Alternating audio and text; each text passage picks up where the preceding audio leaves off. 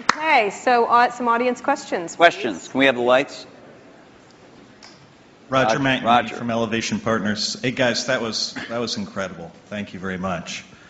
We've got a big election coming up next year. I'm curious if there are any issues that you see in Silicon Valley that we all ought to be focused on communicating effectively to the next potential president of the United States. That is any common ground that we share, because it's weird. You don't actually hear any issues that people are talking about right now. And I'm curious if you guys have any in mind.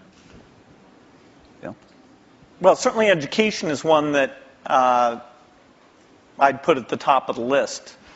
Are there technological solutions right now that they could do something about, or is that just sort of like... No, technology is going to be helpful and more, but the way that teachers are measured and made excellent, the way that the high schools are designed, the expectations they have, it's not just a pure technology thing. It's more an institutional practice where the opportunity is. And there should be a lot of debate about the different ways of doing that. Steve? Boy, we've got some pretty big problems, and I think most of them are much bigger than anything Silicon Valley can contribute right now to solve, so hopefully some of those will get solved. I also think we underestimate how much all of our industry depends on stability. We've enjoyed a long period of stability, and we've been able to focus on technology and growing our businesses and stuff, and I think we take that for granted sometimes. One of the more interesting areas that we all suffer from, of course, is in the area of energy dependence. And there's a lot of work going on, I know, a lot of investing going on anyway. I don't know if the results are there, but a lot of investing going on in alternative energy, and maybe Silicon Valley can play a small role in some of that stuff too. Are you guys investing in that area? Personally? Or? Some. Which might be a lot. Exactly. $1 billion here or there. Steve? Steve, Are you investing in that area? No. Or just a Prius? Okay. Or something like Yeah, that. just appreciating it. Over there? Hi, Don Eklund, Sony Pictures. My question is really, at what point is there too much diversity? It was talked about a few times in the discussion, the fact that now microprocessors are very low cost, memory's low cost, software is ubiquitous. But my life has been made better by standards like coding standards, network standards, and it seems like we're reaching a point where diversity is starting to take hold to a point where we're not going to be able to have the kinds of convergence devices that I think everyone would really be able to appreciate. And I'm wondering, is this going to be like healthcare or mass transit, where you just can never put it back in the bottle again? And I'd like to get your perspective on that. If there's still an opportunity to have some grand convergence devices that can really simplify people's lives and enrich their lives. Steve? Well, I think Bill and I would agree that we can get it down to 2. No, I think it's hard to limit imagination and innovation. I think there's always going to be a bunch of new great things, and I think that's part of what we put up with to get the innovation. We put up with a little bit of aggravation to get the innovation. And I think the marketplace is awfully good at allowing diversity when it should, and then getting rid of it when it shouldn't. And then letting it come back sometimes. Yeah. Well, not, yeah. In terms of standards and things. The internet standards have been incredibly powerful. Video formats, things like this. And so I don't see things that are going to really hold back a convergence device.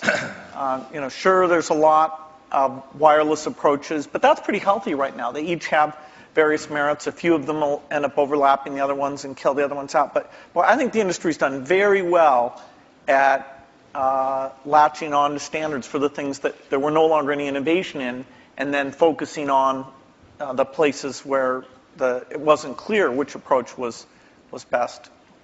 Jesse? Hi, I'm Jesse Kornbluth, headbutler.com.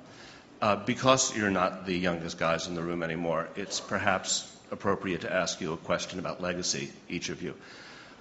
Bill, even your harshest critic would have to admit that your philanthropy work is, planet-shaking, incredible, and could be, if you make it, a second act so amazing that it would dwarf what you've actually done at Microsoft.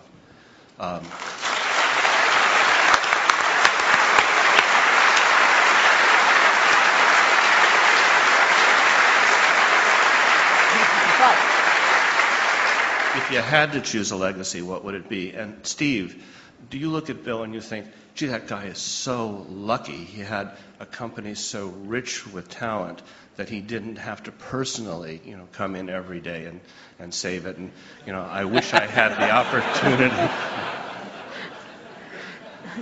Okay, he's not going to answer that one. Bill?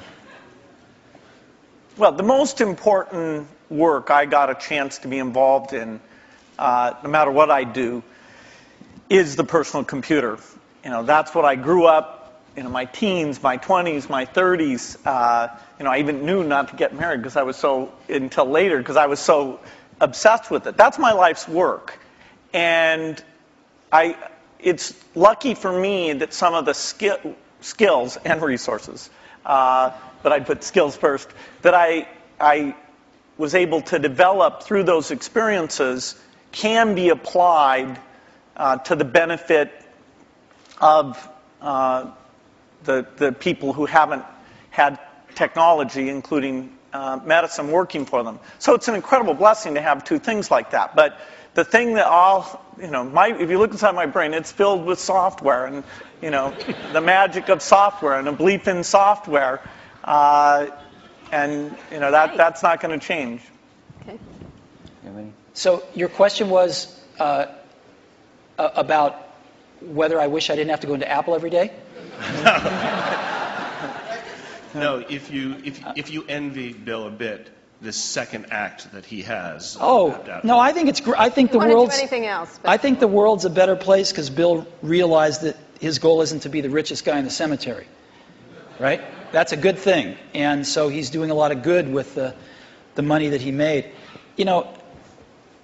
I'm sure Bill was like me in this way. I mean, I grew up fairly middle class, lower middle class, and I never really cared much about money. And Apple was so successful early on in life that I was very lucky that I didn't have to care about money then. And so I've been able to focus on work and then later on my family. And I sort of look at us as two of the luckiest guys on the planet because we found what we loved to do and we were at the right place at the right time. And we've gotten to go to work every day with super bright people for 30 years and do what we love doing. And so it's hard to be happier than that. Your family and that. What more can you ask for? And so I don't think about legacy much. I just think about being able to get up every day and go in and hang around these great people and hopefully create something that other people will love as much as we do. And if we can do that, that's great. I think the middle. Oh, no.